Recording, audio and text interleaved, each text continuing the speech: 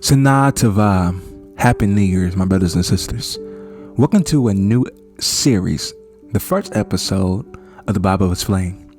Today's episode, we are talking about the Feast of Trumpets, also known as Rosh Hashanah. And it's an amazing topic that we could discuss for a long period of time. But I'm trying to just break it down to y'all as simple as I can with this one short video for the first episode of the Bible Explained. Now, the Feast of Trumpets is the day of the blowing of the trumpet. And according to rabbi tradition and according to what they have an understanding of it is that it's the first day of the Lord's creation.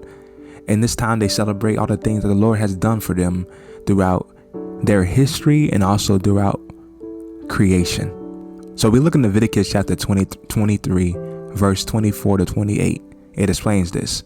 It says, "Speak on to the children of Israel, saying, in the 7th month, in the first day of the month, you shall have a Sabbath, a memorial of blowing of trumpets, a holy convocation. Ye shall do no silver work therein, but ye shall offer a offering made by fire unto the Lord. And the Lord spoke unto Moses, saying, as also on the 10th day of this 7th month, there shall be a day of atonement. It shall be a holy convocation unto you, and ye shall afflict your souls and offer offerings made by fire unto the Lord. And ye shall do no work in that same day, for this is a day of atonement, to make an atonement for you before the Lord your God." You see that God is showing them and telling them the first thing they should do is understanding that the Feast of Trumpets is in the first day of the month, of the first day of the 7th month. This is the Feast of Trumpets. So you see that it's breaking down what time of the day, what time of the year that is coming. I think this is a perfect timing for this episode because it's happening exactly on Sunday, if I'm not mistaken, Monday, if I'm not mistaken. And this episode lines up perfectly with it. I'm so glad that I got this revelation for God to do this series, the Bible Explained, to bring y'all understanding of what this truly is and why is it so important to us at this time. And just to know more about God and what he commanded his people to do. Now, do we still celebrate these kind of festivals and everything? I think it's not a sin to do it. I think it's not wrong to do it or not to do it, because the Day of Atonement, the massive atonement, has already happened. That's through Jesus Christ. For the atonement of our sins was bought on the cross through his blood shedding, a permanent sacrifice. So there's no point of doing this anymore, because we do not need to have a burning sacrifice for something that was already brought to us by God himself, the ultimate sacrifice through Jesus Christ. But I'll explain that more at the end of this video and how this lines up with everything that has happened. So you see that the first day of the 10, this is also called the 10 days of awe, which is Yom Teruah, also known as the day of the blowing, is the first day of Rosh Hashanah. I hope this gonna make sense, because it basically the festival, but also Rosh Hashanah is the whole 10 days, the 10 days of awe. So in Israel, they actually light large torches on top of the mountaintops to proclaim the start of the holy days. So these are the holy days. And the last day of the 10 days is the Day of Atonement. I'm pretty sure y'all all familiar with this. Also, the Day of Atonement is called Yom Kippur, also known as the Sabbath of Sabbaths, Judgment Day, according to the rabbi teaching, rabbi tradition, rabbi mindset. But we all know that the Judgment Day is not at this time, and Judgment Day is actually in Revelations, but we will talk about that a different time. So on the last day of the blood of the goats and the blood that they had got from it, they had brought it to the Holy of Holies, which is the tabernacle. And it is brought by the high priest of Israel. And when he brings in the blood, he sprinkles the blood 7 times on the Ark of the Covenant, the mercy seat. Now, if you don't understand the different numbers in the Bible, God works by numbers a lot of times. You see this is the 7th month on the 10th day, and the priest sprinkles the blood 7 times on the Ark of the Covenant. 7 is a number of perfection. So you see that when he sprinkles the blood on the Ark of the Covenant, the high seat, it will have forgiveness of their sins. Now, we have to understand that the forgiveness of sins at this time was only through bloodshed by animal. But as we all know, that the ultimate forgiveness has happened now only is through his son Jesus Christ, because he already did the ultimate sacrifice. They don't have to sacrifice no more. This is why it's very important to preach the gospel to our Jewish brothers and sisters, because they doing all the tradition that's happening, that was commanded by God through Moses to do these sacrifices for the forgiveness of their sins. But yet the ultimate sacrifice has already came through the Messiah, Yeshua HaMashiach. But let's continue on. So if you look in Leviticus chapter 17, verse 11, we see more detail about the sprinkling of the blood. So it says, "For the life of the flesh is in the blood, and I have given it to you up on the altar to make an atonement for your souls, for it is the blood that maketh a atonement for your souls." Now I love this, because look at the details of this verse. He says, "And I have given it unto you." So this is a commandment that God has given it unto them.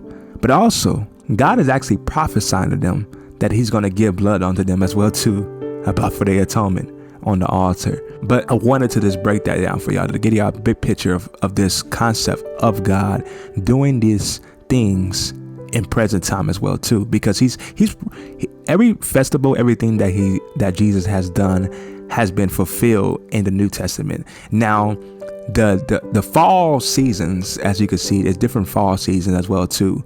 It's also the spring festivals and the fall festivals.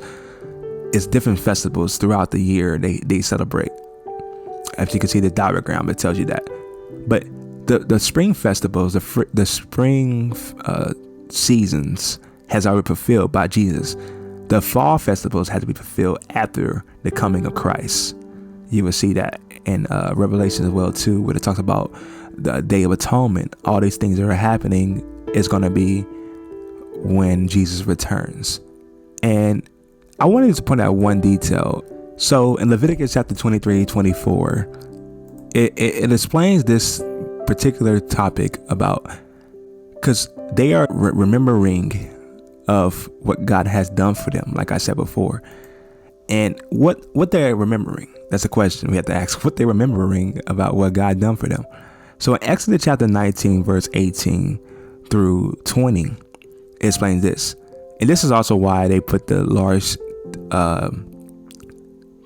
torches on the top of the mountaintops. Okay, so it says, "And Mount Sinai was altogether on a smoke, because the Lord descended up on it in a fire, and the smoke thereof ascended as the smoke of a furnace, and the whole mount quaked greatly. And when the voice of the trumpet sounded longer and louder and louder, Moses spoke, and God answered him by a voice. And the Lord came down onto Mount Sinai, on the top of the mount. And the Lord called Moses up to the top of the mount, and Moses went up." What do you think he's doing? Well, we should all know what he's doing. If you read Exodus chapter 20, the next chapter actually explains it, that he went up to the mountain and he got the 10 Commandments. Understand that the Day of Atonement, the high priest go into the tabernacle. He sprinkles the blood of the goat 7 times on the Ark of the Covenant. What's inside the Ark of the Covenant is the 10 Commandments. Yes, the Ten Commandments are inside the Ark of the Covenant. See how it all connects? It connects with the time that Moses went up top of the mountain to get the Ten Commandments from God, showing the great power of his glory through all these events. So they go back into the place where God recreating the event that happened, where God gave him his words, the Ten Commandments. So it's amazing scene. Like I love this understanding of the Feast of Trumpets and how God has did so many remarkable things to bring his people to their knees and humble themselves to them. And God tries so hard with his people to do this, but yet they still sin against him. Okay, so after this, Israel is ready for the Holy of Holies, the Holy of Holy Years, the holiest of the festival, the Feast of Tabernacles, starting on its 15th day, and Israel will stand in bungalows or tents. You want to call it tents or tabernacles, either or. It's the same thing. Tabernacles is small. It's a tent. Look at the history. Actually, the tabernacle was the tent until it became a building, which is now the Holy of Holies, the temple that's in Israel. Okay, so the tabernacle or tabernacles, the bungalows, is the for 7 days. Actually, they stay in these bungalows, these tents for 7 days. They go to number 7 again. They sprinkle the blood 7 times. This is on the 7th month, and also for 7 days. And this is Leviticus chapter 23, verse 43. 23, verse 43. If you want to go to it, it says that, so your descendants or generations will know that I had the Israelites live in temporary shelters when I brought them out of Egypt. I am the Lord your God. So he's reminding them again of what he has done for them. You see the whole transition, how they go from the Feast of Trumpets and then going from the Feast of Tabernacles, remembering two different events, actually 3 different events in a period of time in this 15 days. So they end these shelters, and there's a lot of amazing things happening in the shelters. I think it's a great scenery they're having. In these shelters, they actually are fanning palm branches, eating together apples and pomegranates, honey, heads of fish, rams, and hearing the sounds of shofars. So the Indies, they celebrating this week a long festival, as it is time. At the same time, it is a picturing of them in these tabernacles, these bungalows, these tents. At the same time, they are dwelling with God, and God is dwelling with his people. It's an amazing sight to see.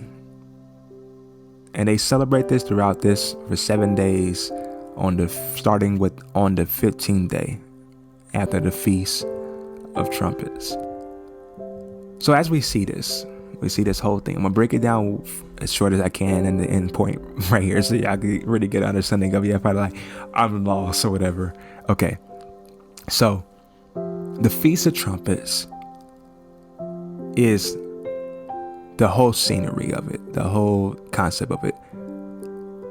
And these 10 days, the 10 days of awe, are called Rosh Hashanah. Now, all this time is the 10 days of awe, and this is the holy days, the process of them going and leading up to the main day, which is the Day of Atonement. That's the 10th day. After this, the 15th day is the Feast of Tabernacles, where they are in the bungalows. That's a short version of what I just said all in one. Okay. I hope y'all got understanding of it. If not, any questions, comment down below. But yeah. Now, why is this? Well, as we know, it is to remember the day that God gave them the 10 Commandments. To remember God freeing them for Egypt.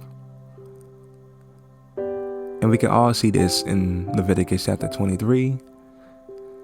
And it's the first day of the 7th month. But like I said before, there is always a meaning behind this, even more deeper as that you can see. See, the whole concept of the Feast of Trumpets and the Day of Atonement and all these of different celebrations is a big picture of Jesus' return. See, Exodus chapter 19, verse 19 to 20, it points this out very clearly. And it says to them, "And when the voice of the trumpet sounded louder and louder and louder, Moses spoke, and God answered him by a voice." The same reflection of the trumpets are in the book of Revelations, but also in 1 Thessalonians chapter